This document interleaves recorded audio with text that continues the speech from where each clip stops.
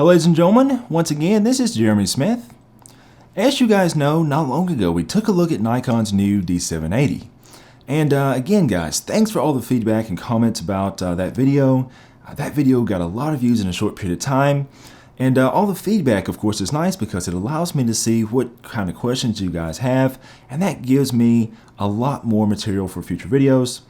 The question of autofocus performance on this camera came up because, as you guys know, this is the first Nikon DSLR that brought about very good video autofocus.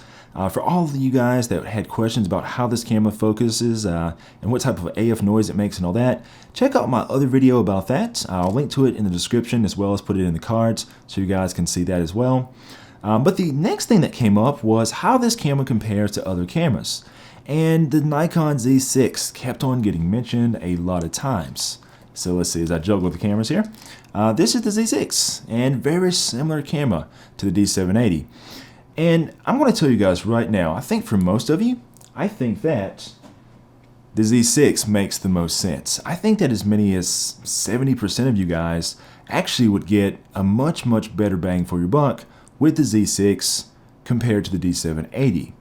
And well, why do I say this? Is it just because I'm one of these newfangled YouTubers that has a mirrorless agenda to push?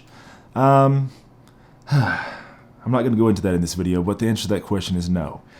Basically, even though one of these is a mirrorless camera and one is a DSLR, ultimately it comes down to features for your money, bang for your buck, and I feel like the Z6 gives you a lot more bang for your buck compared to the D780.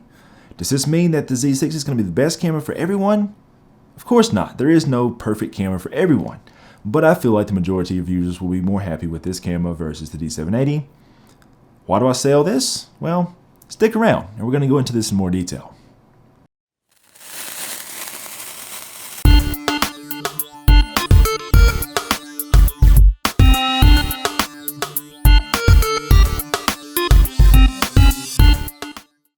Taking a closer look at the Nikon D780 and Z6, both these cameras are very similar as far as their core specs. They both use the same 24 megapixel backside illuminated image sensor, so your image quality is basically the same. And by the way guys, I do have a link to the raw files from both cameras in the description below. There still isn't an Adobe update for the D780 raw files, but I would expect the images to be basically the same. You guys can check out that. But yeah, same sensor on both cameras. As far as your drive modes go, both cameras can do up to 12 frames a second. Now, I actually consider the Z6 to sort of edge out the D780 in this area, because in order to be able to get that 12 frame a second burst rate on the D780, you actually cannot use your optical viewfinder. You actually have to use the live view screen. If you use the viewfinder on this camera, you end up being limited to 7 frames per second, whereas on the Z6, you basically have the same 12 frame a second burst rate, regardless of whether you're using the viewfinder or the screen. So it kind of gets an edge there. If we think about other features on the cameras, if you think about something like our autofocus. Now again, I'm not trying to make this into a mirrorless versus DSLR video, but they have put the same types of autofocus features into this camera if you're using the live view screen. So that's why we get things like the eye autofocus, for example. If we go into the menu here and look at this camera, you'll notice that we do have the option for your eye autofocus. We can turn on the face and eye detection, we can turn it off entirely, etc. If, however, we look at the same option on the Z6 takes things up a notch. Here, within the past several days, Nikon, they've introduced a firmware update that actually allows this camera to do eye detection with animals as well as human subjects. So we have that ability that we don't have on the D780. So again, the Z6 comes out ahead there as well. If we think about our video capabilities, this is where a lot of people were asking me questions about the D780. As you guys know, I did that video autofocus test, and the D780 does very well. You actually don't get very much noise in your video whenever you're recording. But it is interesting to note that even on a very quiet AFS lens, you still get some autofocus noise. Now I'm going to show you guys a clip real fast of me doing some testing with different lenses on the 780 to kind of show you how like the sound, what the lenses sound like.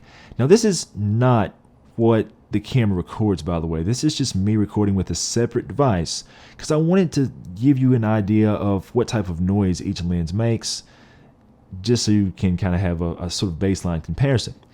You'll notice that some lenses are very quiet, other lenses are not. I'll just go ahead and leave you with this test here for a moment.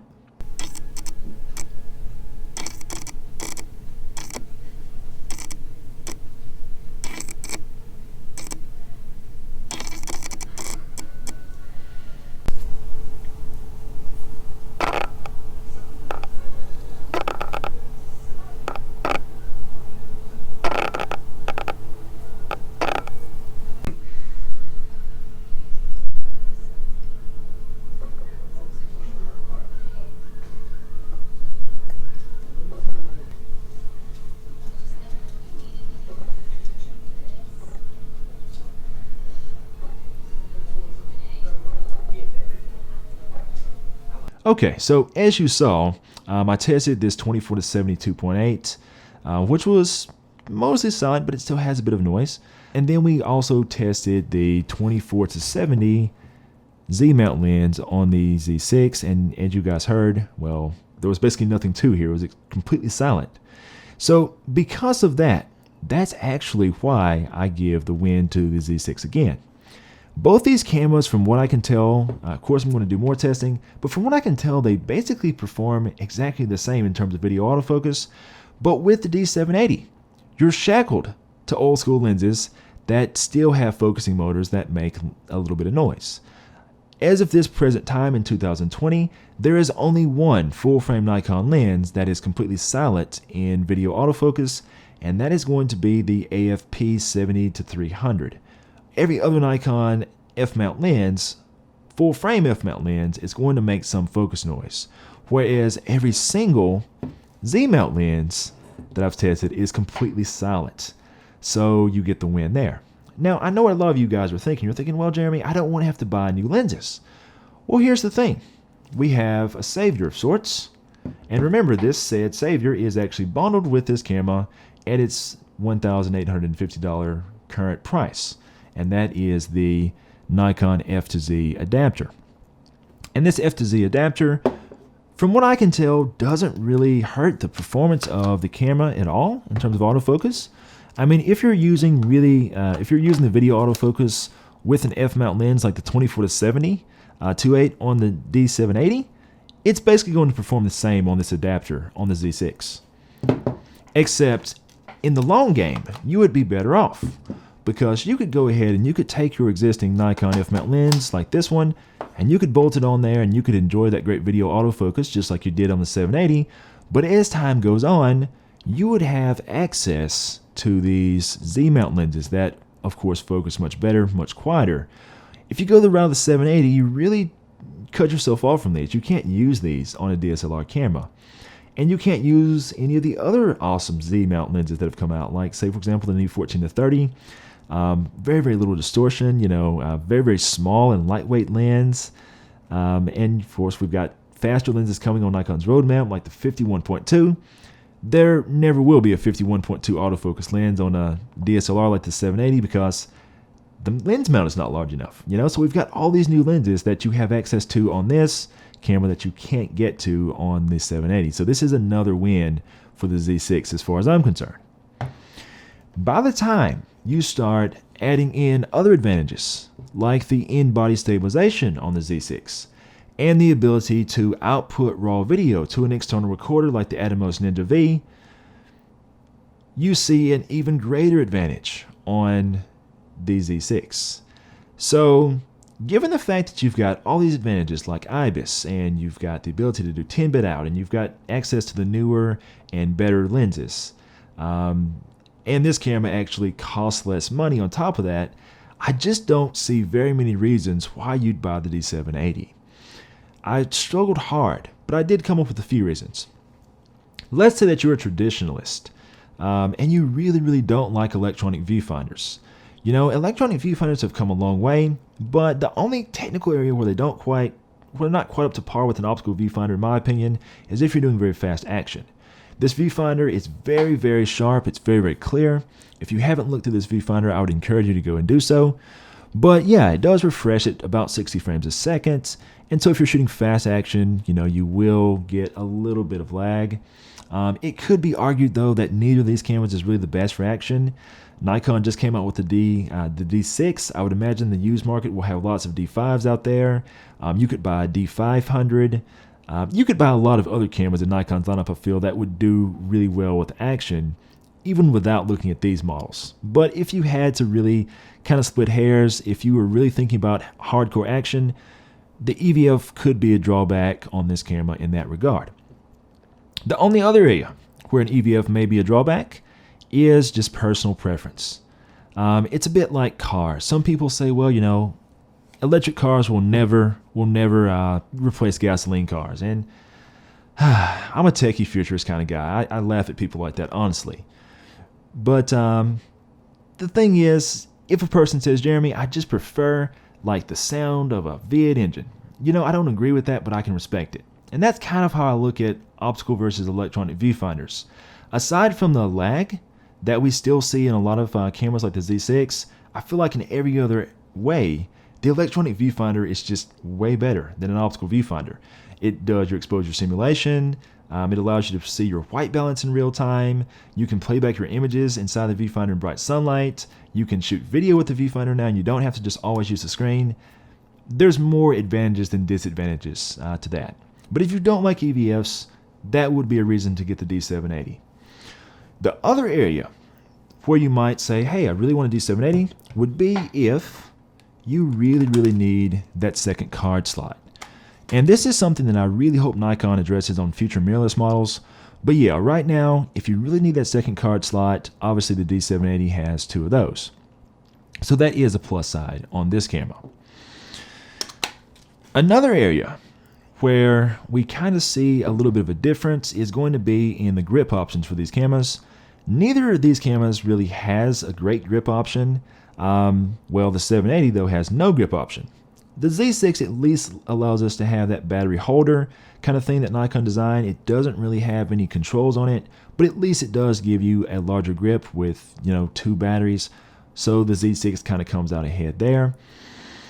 But aside from that, I think that for the most part, as far as I'm concerned, let me know in the comments if I'm just missing something, but as far as I'm concerned, there's a lot more advantages to the Z6 than disadvantages.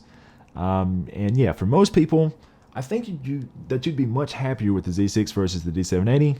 I don't know, guys. Maybe I'm missing something else.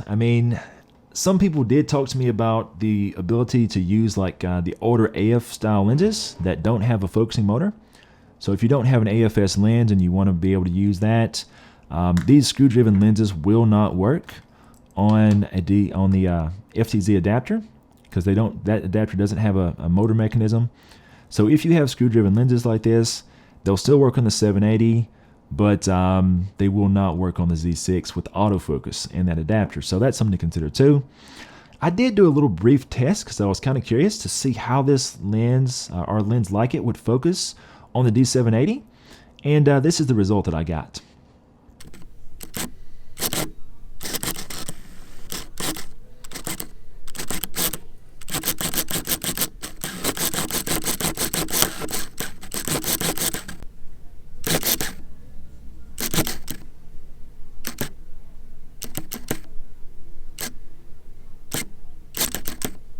So yeah, seeing that result, I don't really think that the inability to use these lenses on the adapter is a downside.